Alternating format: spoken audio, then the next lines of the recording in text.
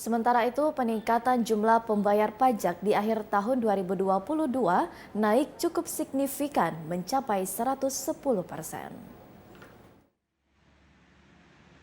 Tingkat kesadaran masyarakat dalam melakukan pembayaran pajak di kantor pajak 3 Kota Palembang terlihat naik signifikan. Selain itu, warga yang melakukan pengurusan balik nama dan pembayaran pajak juga terjadi kenaikan untuk antisipasi pajak progresif dari kendaraan.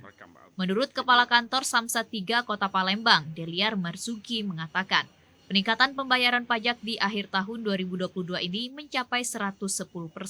Dan akan terus terjadi hingga akhir Desember 2022. Dan sesuai dengan arahan Bapak Gubernur, ini untuk meringankan beban masyarakat Sumatera Selatan dengan pajak yang dari luar, kita gratiskan antar provinsi. Maksudnya dari Bengkulu ke Palembang kita free.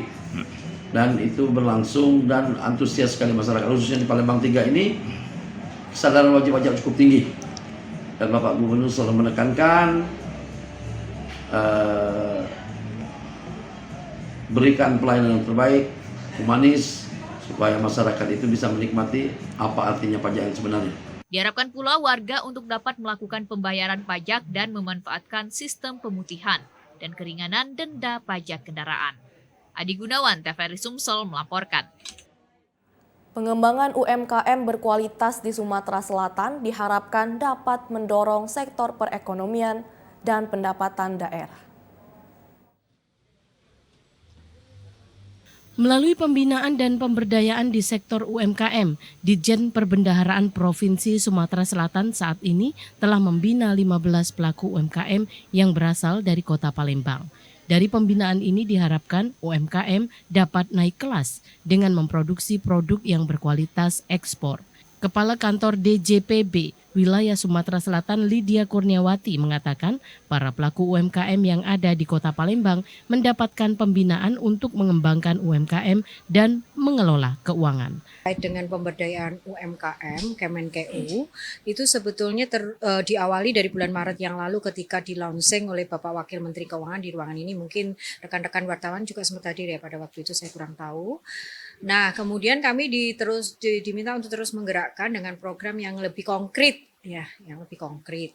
Dari hasil bulan Maret kita mengkurasi beberapa UMKM sekitar 100-an lah kalau nggak salah waktu itu, tetap didampingi oleh Asosiasi UMKM Kreatif. Kami kemudian memiliki atau yang menurut kami bisa didampingi dan segera dari sisi semangat untuk berusaha dan sebagainya dari 15 UMKM. Sementara itu Sekda Provinsi Sumatera Selatan Supriyono akan membantu strategi dan menyiapkan lahan yang dapat digunakan para UMKM guna memasarkan produk UMKM kepada para wisatawan yang berkunjung ke Kota Palembang. Itu harus bisa diminit oleh pemerintah Kota Palembang dan Pemprov.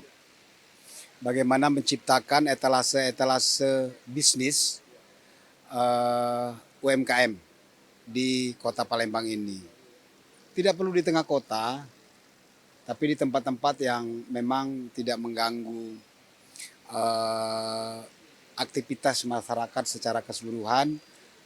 Justru kita juga memerlukan tempat yang bisa dinikmatin oleh para pelancong. Sektor UMKM diharapkan dapat menjadi salah satu pendorong kebangkitan ekonomi di Sumatera Selatan.